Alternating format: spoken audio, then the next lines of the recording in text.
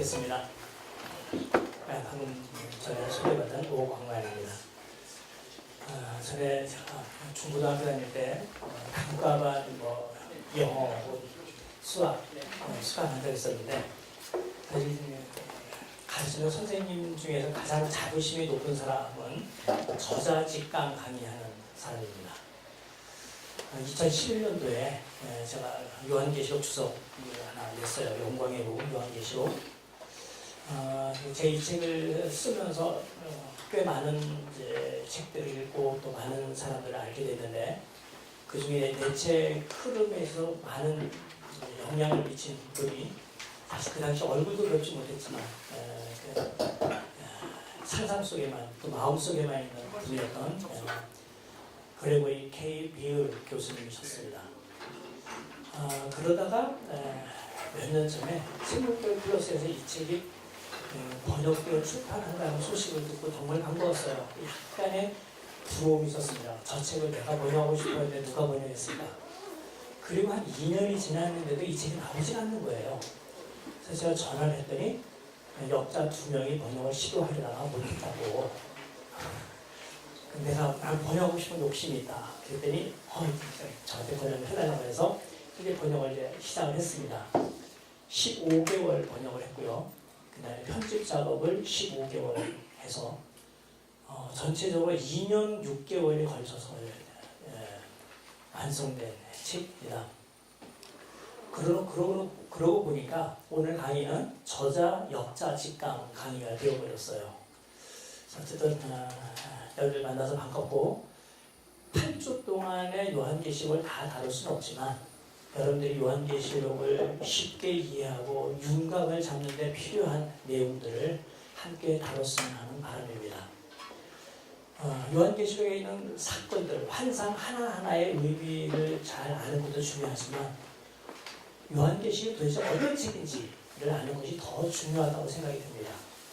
그래서 제가 8주 강의하면서 그 전체적인 계획을 이렇게 세웠어요. 여러분들이 나눠드린 것처럼 오늘부터 3주 동안은 요한계시록이 어떤 책인지, 요한계시록을 어떻게 해석해야 될지, 왜 그렇게 해석해야만 하는지에 대하여 이야기할 겁니다. 성미가 급하셔서 요한계시록 본문을 좀 이야기해달라, 또 요한계시록을 통해서 내가 은혜를 받고 싶다 하시는 분들 같은 경우는 3주를 잘 참아주셔야 됩니다. 그리고 나서 5주는 요한계시록에 있는 내용 전체를 묶음별로 그림을 그릴 거예요. 왜 이런 묶음을 했는지는 3주 동안에 제가 여러분에게 말씀을 드릴 겁니다. 그렇게 해서 요한계시록 전체가 어떤 책이고 주제가 무엇이고 어떤 흐름 속에 있는지를 알면 사사로운 내용이나 또 그런 내용을 내가 결론적으로 이런 의미입니다 라고 전했을 때 왜 그런 의미가 도출되었는지에 대해서 다루면 시간이 많이 걸리는데 그런 내용들은 두 책 중에 한 권에 이런 문제를 다뤄놨어요. 그래서 가급적이면 빌 교수님이 여러 학자들이나 또는 학파들이 논의하고 있는 것을 논의하면서 내리는 결론은 여기서 얘기하지 않고 제가 제 책에서 제가 이해하고 결론 내린 것들을 여러분에게 짧게 소개해드리면서 말씀을 드리는데 특별히 아까 최경 선생님께서 이야기한 것처럼 제가 요한계시록을 해석하는 방법론적으로 가지고 있는 중요한 방법론이 구속사적 방법이에요. 구속사적 방법은 성경 전체가 하나님이 구원하시는 역사와 또 그 가운데 주셨던 하나님의 계시를 기록한 책이라고 이해하면서 성경을 해석하는 방법론입니다. 과연 그것이 요한계시록을 해석하는 데 어떤 도움이 되는지 정말 왜 그렇게 해야 하는지에 대해서 오늘 말씀을 드리도록 하겠습니다. 과연 요한계시록은 어떤 책인가? 요한계시록을 어떻게 이해해야 요한계시록답게 이해할 수 있을까? 하는 게 가장 중요한 질문이라고 생각이 돼요. 요한계시록에 있는 내용 하나하나 거기 우리가 알고 있는 여러 가지 내용들이 많이 있어요. 일곱 나팔, 일곱 대적 이야기에서부터 또 1000년 동안 왕국을 한다는 천년 왕국 이야기까지 새하늘과 새 땅 이야기까지 꽤 많이 있는데 이 모든 것을 아울러 22장에 걸쳐 기록되어 있는 요한계시록 도대체 어떤 책이고 어떻게 이해하는 것이 좋을까를 질문하는 것이 가장 좋은 질문이에요. 그리고 이 질문에 대해서 해답을 찾아야 됩니다. 저는 3가지 관점에서 요한계시록은 이런 책이다 라고 답을 주고 싶어요. 이건 내용과 관련된 내용이고, 그 다음에 큰 2번째는 형식과 관련하여 요한계시록은 어떤 책이다 하는 것을 말씀드리려고 합니다. 형식과 관련해서는 제 책에 있는 것을 가지고 여러분에게 말씀을 드릴 것이고, 내용과 관련해서는 제가 강의 안에 제가 제안한 그 내용을 가지고 말씀을 드리도록 하겠습니다. 사변적으로 요한계시록은 이런 책이다 라고 내가 정의를 내리면 좋은 것 같진 않고, 성경 자체에서, 즉 요한계시록 자체에서는 이 책을 어떻게 가치 매김을 하는지를 아는 것이 더 중요합니다. 1장 1절을 한번 같이 찾아보겠습니다. 요한계시록 1장 1절은 이렇게 시작을 해요. 예수 그리스도에 계시다. 선언입니다. 말하자면 요한계시록의 제목이라고도 말할 수 있고, 요한계시록이 어떤 책인지를 스스로 자기의 정체를 밝혀주는 선언이라고 말할 수 있습니다. 그런데 예수 그리스도에 계시다라고 하는 이 선언을 딱 읽다 보니까 어디서 많이 들었던 글귀라는 생각 들지 않아요? 계시라고 하는 용어는 신약성경에서 자주 사용되지 않는 용어인데, 바울이나 이제 자기가 교회 가서 어떤 선교지에 가서 복음을 전하는 것이 사람의 뜻으로 말미암은 것이 아니라 예수 그리스도의 계시로 말미암는 것이다 라고 할 때 바울이 한번 썼고, 그리고 성경 저자들은 거의 사용하지 않습니다. 이것을 제외하고 이것은 뭐다, 또 이 책은 어떤 특성이 있다 라고 한마디로 요약한, 선언한 이 선언은 신약성경 여러 군데서 찾아볼 수 있어요. 마태복음 1장 1절을 보면 뭐라고 되어 있어요? 예수 그리스도의 계보다 라고 선언하죠. 그는 누구냐? 아브라함의 후손이며 다윗의 후손이다. 아브라함의 후손이며 다윗의 후손인 예수 그리스도의 계보다 라고 선언하거든요. 그러니까 아브라함부터 시작한 이스라엘 역사의 완성편, 구약 역사 중에서 왕조 언약과 관련하여 이 땅에 그분의 나라를 세우는 약속이 주어졌는데, 그것을 가장 구체적으로, 현실적으로, 그리고 예언 성취적 차원에서 구현한 분은 다윗의 후손이신 예수 그리스도가 그것을 구현하는 것이다. 그리고 그는 예수라는 이름을 가진 한 인간이 아니라 이스라엘 백성들이 기다려왔던 메시아 그분이다 라는 의미로 예수 그리스도의 계보다 라고 선언을 해요. 마가복음 1장 1절을 보면 하나님의 아들이신 예수 그리스도의 복음의 시작이다 라고 선언합니다.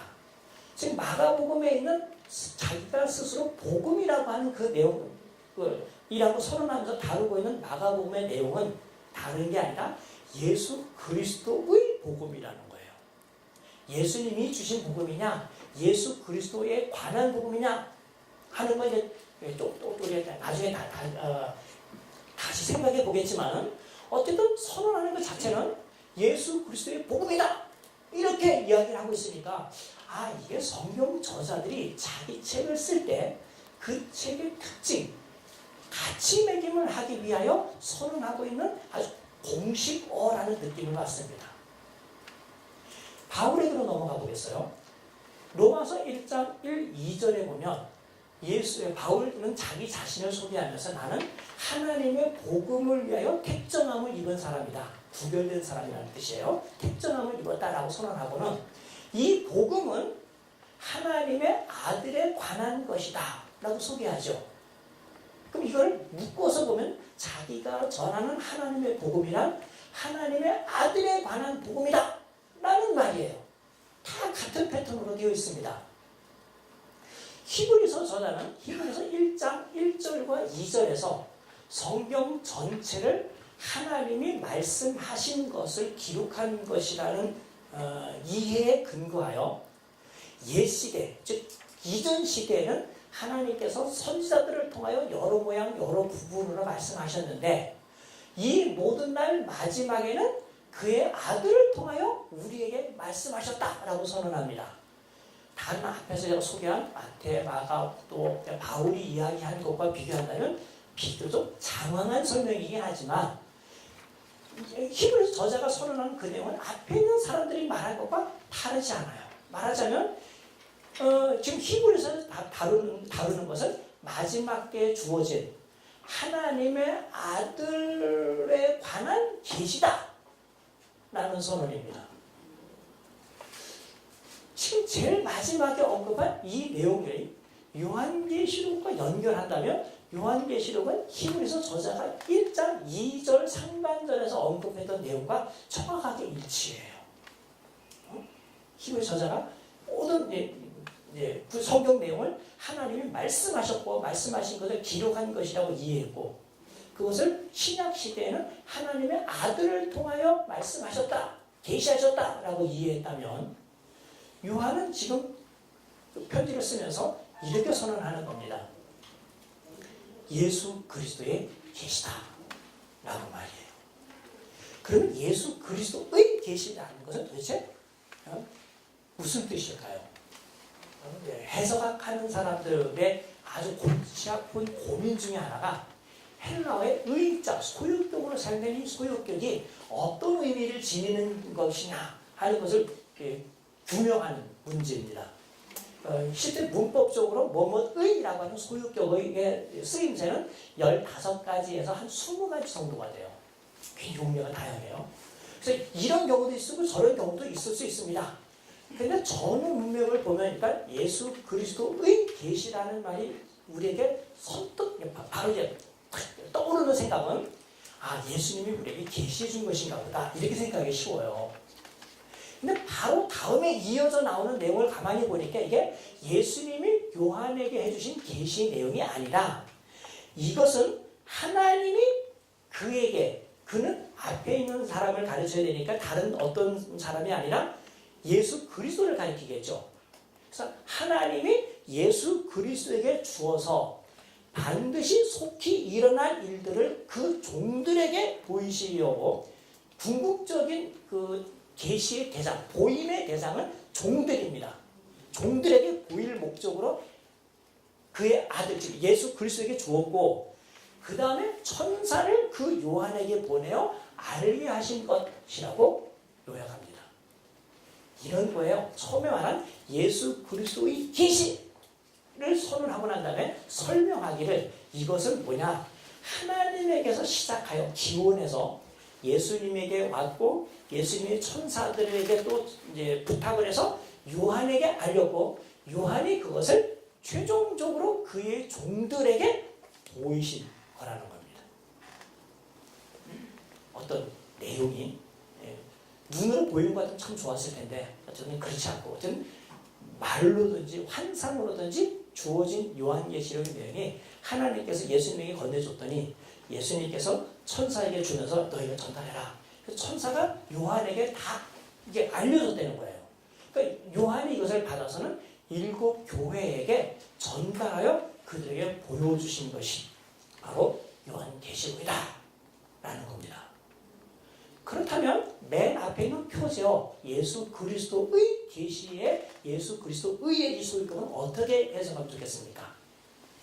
계시를 말한 자는 아니겠죠. 물론 하나님에게서 말해서 또 예수님에게서 왔으니 어느 정도는 예수님이 계시하시는 분, 계시의 주체자일 수도 있겠지만은 제가 이해할 때는 그것보다는 요한복음에 있는 내용은 저는 그걸 완전히 버리진 않았습니다. 약간 한 30%는 거의 있겠지만 70% 혹은 그 이상은 예수 그리스도의라는 말은 요한계시록에서 다루고 있는 모든 내용이 예수 그리스도와 관련된 내용, 예수 그리스도에 관한 내용이다 라는 선언입니다. 그렇다면 앞에서 제가 신약의 다른 책들의 표제어를 쭉 소개하면서 했던 것 중에 2사람 혹은 3사람과 일치한다는 것을 알게 돼요.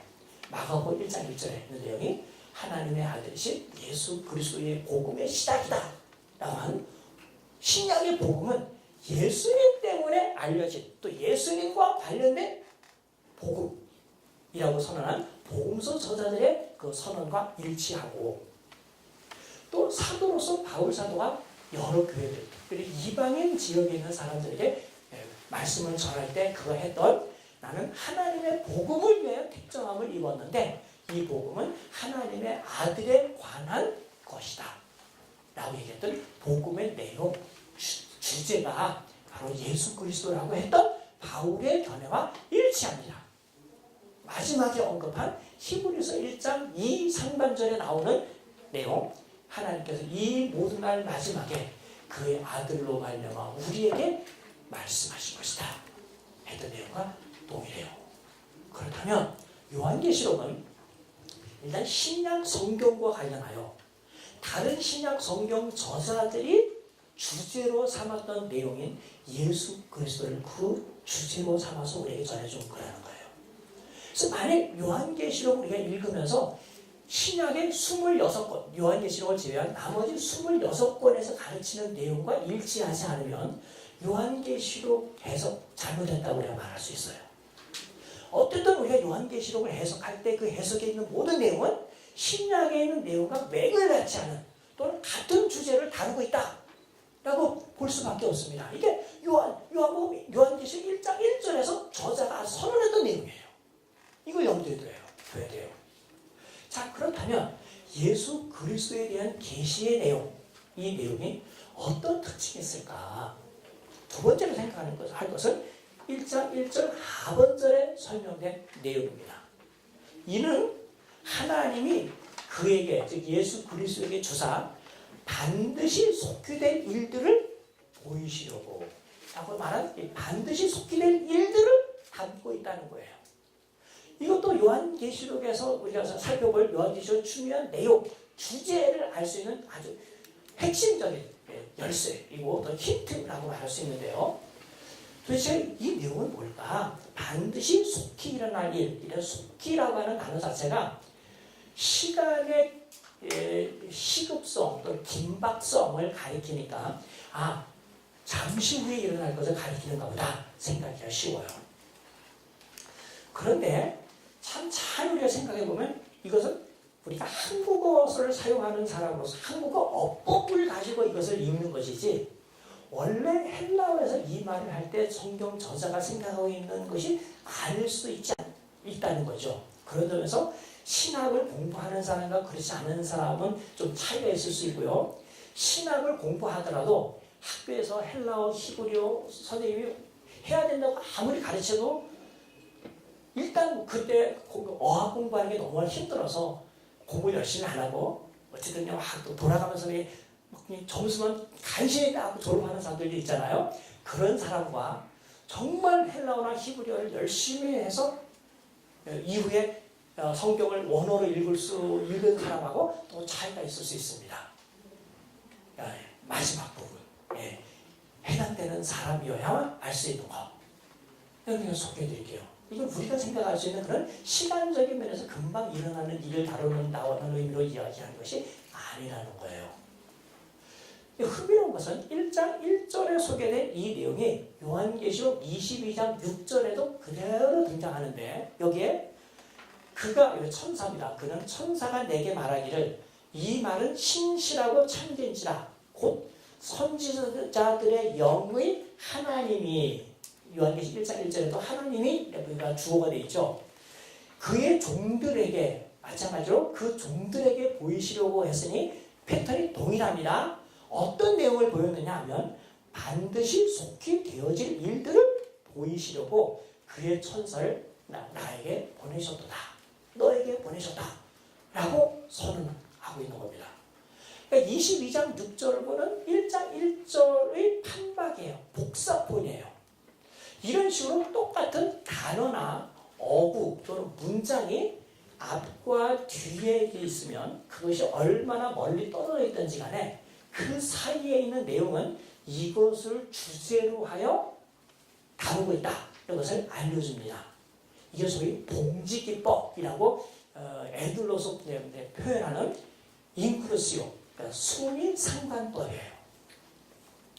처음의 글과 뒤에 있는 글을 통하여 저자가 여기서 다루고 있는 주제는 이럴 겁니다. 또 이 안에서 특별히 이 부분에 관심을 가지고 봐야 합니다. 라고 주의를 환기시키는 어구, 표제어 또는 주제라고 말할 수 있는 거예요. 동일하게 거기 사용된 이 말 반드시 속히 되어질 일이라는 말은 헬라어로 하데이 게네스타이 엔타케인데 흥미로운 것은 요한계시록에 있는 이 내용이 구약성경 다니엘 2장 28절, 29절, 45절에도 등장하고 있다는 사실입니다.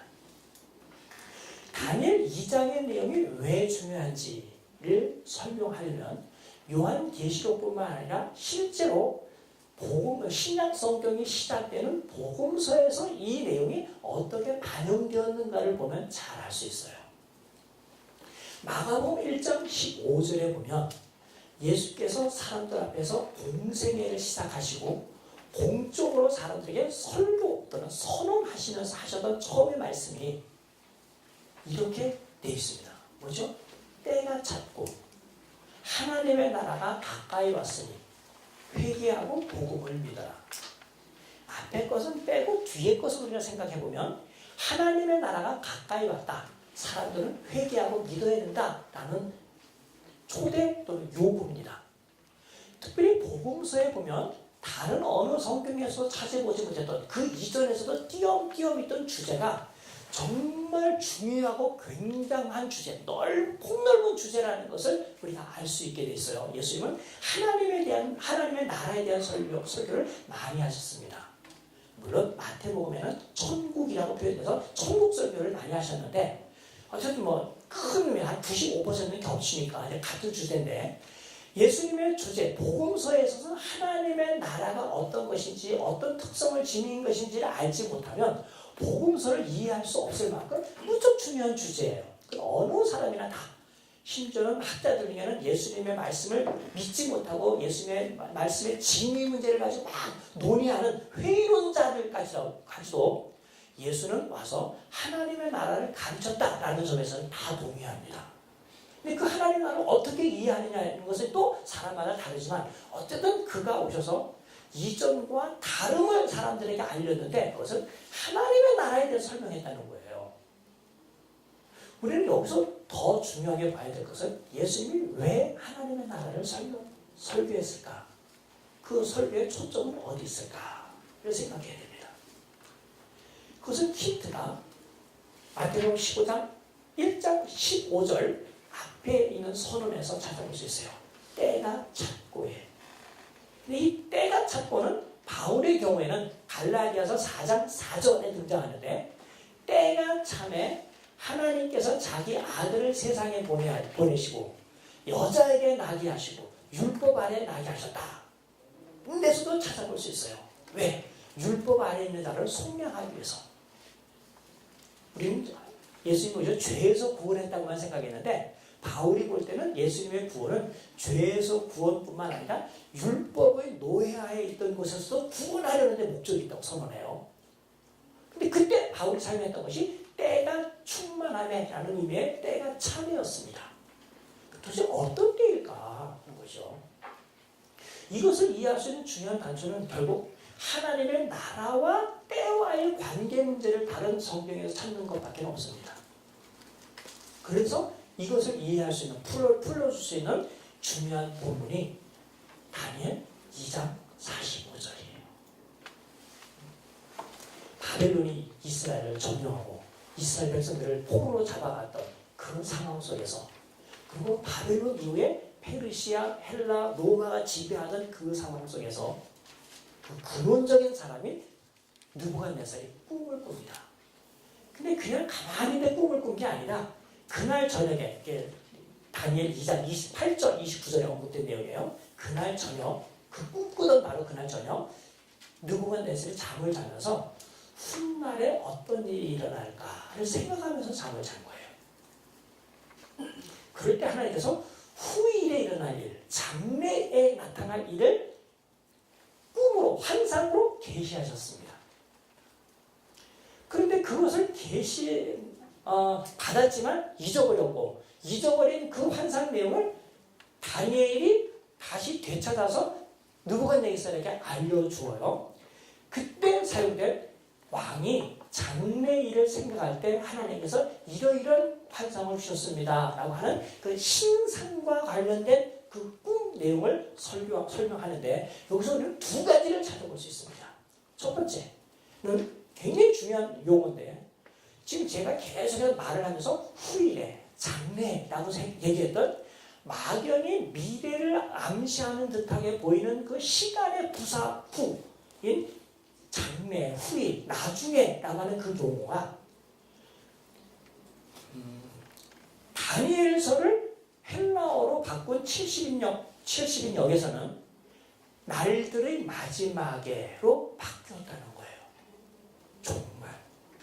즉, 이 세상의 끝에 무슨 일이 일어날까를 고민하였고, 이 세상 마지막에 일어날 일과 관련하여 하나님께서 계시 주었다는 거예요. 그러니까 막연한 미래가 아니고 지금까지 흘러왔던 그 시간이 끝나고 완전히 새로운, 질적으로 새로운 시대와 시간이 도래하는 그 시점, 그러니까 시대의 전환기에 일어날 일과 관련된 내용을 느부갓네살은 궁금해했고, 자기는 알 도리가 없을 때 하나님께서 그것을 꿈으로 계시해 주셨다는 거예요. 그 꿈의 내용은 이겁니다. 2장 45절. 이 열왕의 때, 그러니까 바벨론 이후에 일어날 여러 왕들, 여러 나라들, 이 시대에 어느 순간에 하나님께서 역사를 뚫고 개입하시는데, 그때 하늘의 하나님이 한 나라를 세우실 것이다. 근데 지금까지 이 세상에 있었던 나라는 흥망성쇠했는데, 하나님께서 세우실 그 나라는 국권이 다른 데로 가지도 않고 잠깐 있다가 없어질 것이 아니라 영원히 서 있는 나라가 될 거다라고 선언을 하는 거예요. 말하자면 하나님께서 하나님의 나라를 땅에 세우겠다는 겁니다. 그게 포로기에 있는 이스라엘 백성들에게는 자기들의 하나님 여호와께서 그들을 다시 옛날의 하나님의 백성으로 회복해 주실 거라는 그 회복의 소망, 또는 다윗 왕조가 재건될 소망, 메시아의 도래에 대한 소망과 합쳐서 종말에 대한 소망, 종말론적 대망사상으로 나타나게 됐어요. 그런데 다니엘이 이 계시를 받은 이후, 또 이런 계시를 받아서 전달한 이후에 이것이 역사 가운데 일어나지 않았습니다. 적어도 400~500년이 지난 거죠. 예수 그리스도께서, 예수 그리스도 아니고 예수라는 나사렛 사람이 와서 갈릴리에서 활동할 때 자기가 이렇게 얘기하는 거예요. 내가 바로 다니엘서에서 예언했던 그 때와 관련하여 하나님의 나라를 세우겠다고 예언했던 그 예언과 관련된 내용을 성취한 당사자다. 그러므로 나는 메시아, 즉 그리스도다 라고 선언하는 거예요. 그 때가 참해 라고 하는 그 내용이 예수님의 메시아됨, 그리고 이전에 하나님께서 종말의 때, 마지막 때 하실 그 구원 사역에 대하여 예언했던 그 내용이 바야흐로 성취가 되는 것과 밀접한 관계가 있습니다.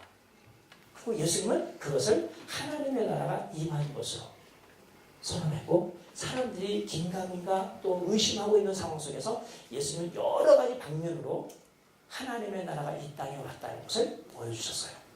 귀신을 내쫓는 것을 통해서, 병자를 고치는 것을 통해서, 가난한 사람에게 복음을 전하는 것을 통하여, 잃은 자를 찾는 것을 통하여, 그렇죠? 또 그들과 어울려서 교제하시는 것을 통하여 하나님의 나라가 이 땅에 왔다는 것을 증언하셨습니다.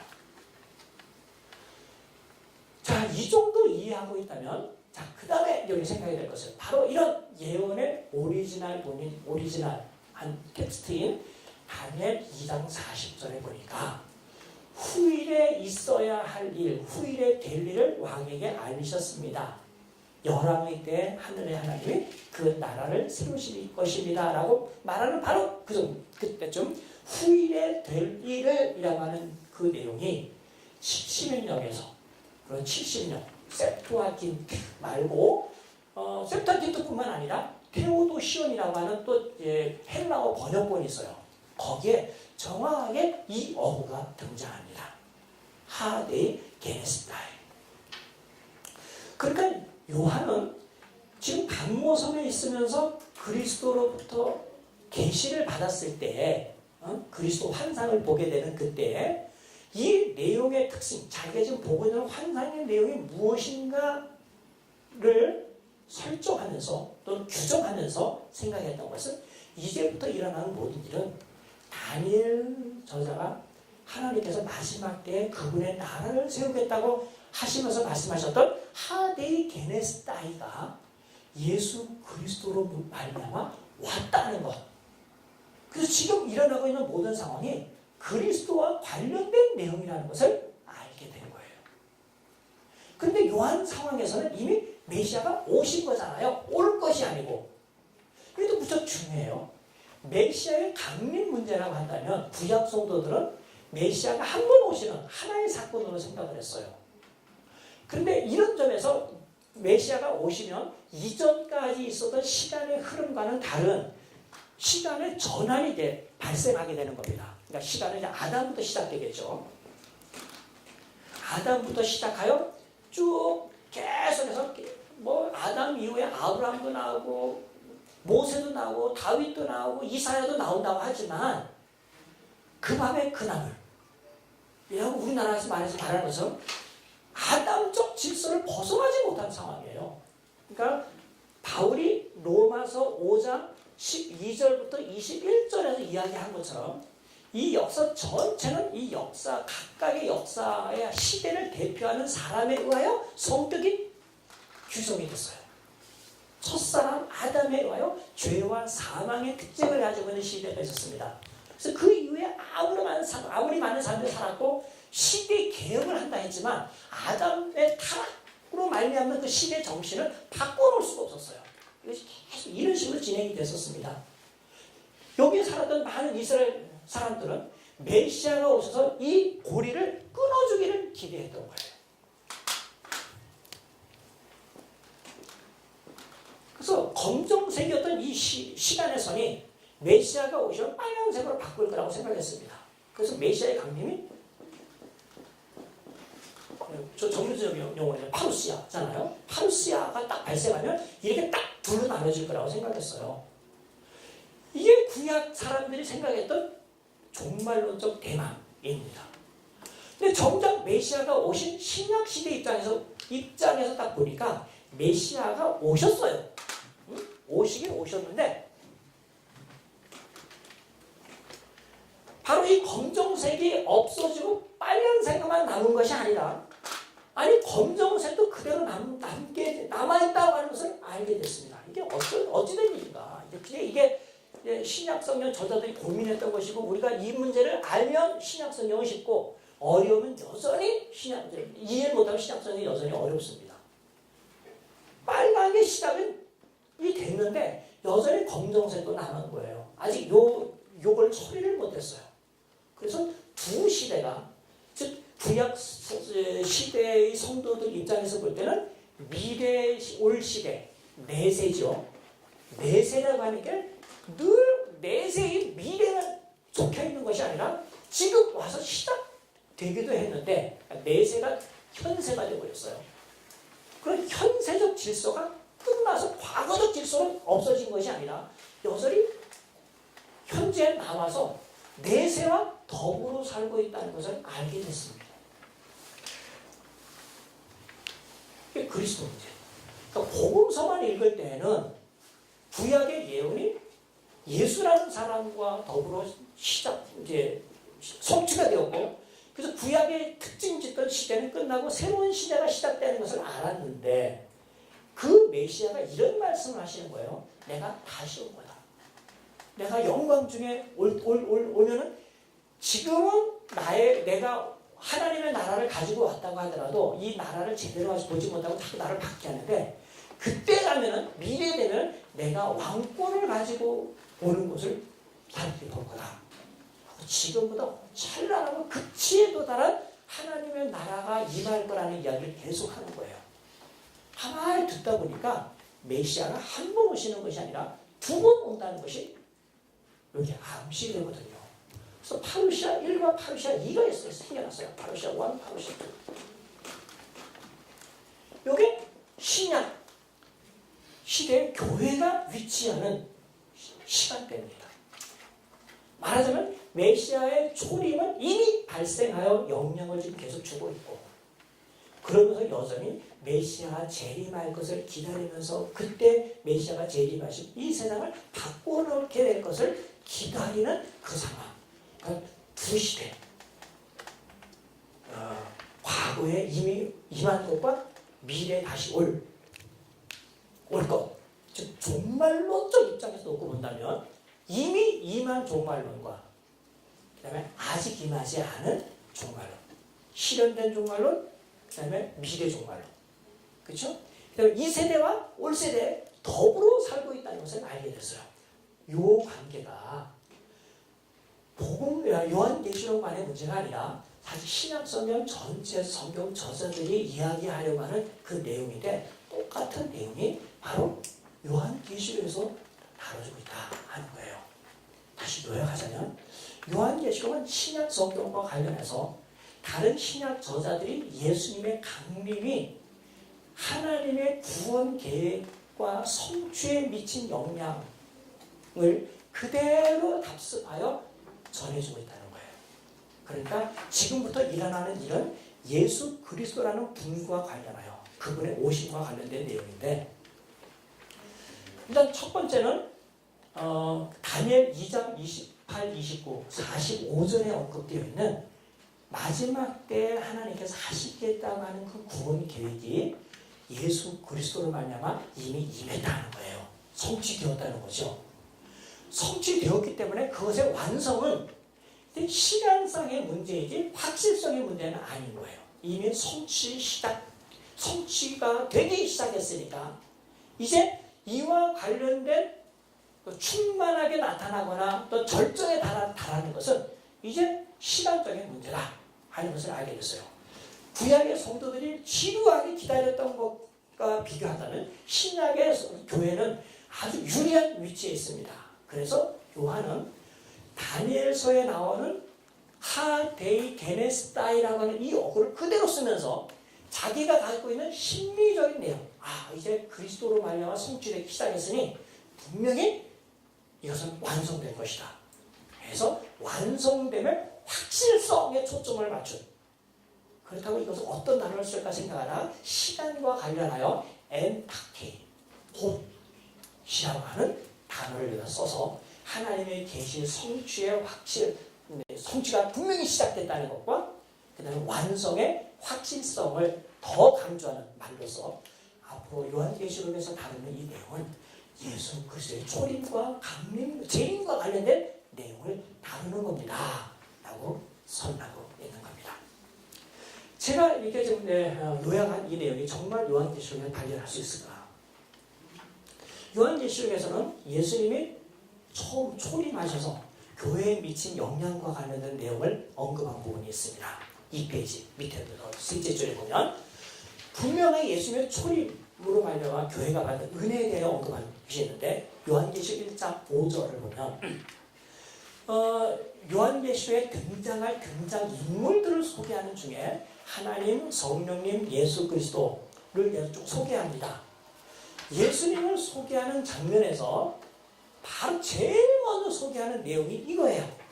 그는 그의 피로 우리 죄에서 5절 충성된 증인으로 죽은 자들 가운데서 먼저 나시고, 예수님의 죽으심과 부활을 언급했어요. 초대 교회가 알고 있는 중요한 신앙 고백. 그리고 땅의 임금들의 머리가 되신 예수 그리스도께서는 우리를 사랑하사 그의 피로 우리 죄에서 우리를 해방하셨다. 그리고 우리를 그의 아버지 하나님을 위하여 나라와 제사장으로 삼으셨다 라고 언급합니다. 먼저 언급한 피로 우리를 죄에서 해방하셨다는 내용은 복음서 저자나 바울 서신의 아주 중요한 주제예요. 두 번째 내용, 우리를 나라와 제사장 삼았다는 것은 특별히 베드로전서 2장 9절에서 언급한 이스라엘 백성들에게 적용되었던 그 용어를 신약 이방인들 중심으로 형성된 교회에게 적용하면서 우리도 옛날의 이스라엘처럼 하나님 앞에 제사장 나라요 거룩한 백성이 되었다. 왕 같은 제사장이다 라고 설명하고 있거든요. 이건 지금 우리가 그리스도로 말미암아 받은 은혜를 가장 극명하게 표출해 주는 거라고 생각이 됩니다. 일단 50분이 됐으니 쉬고 10분간 쉬시겠어요?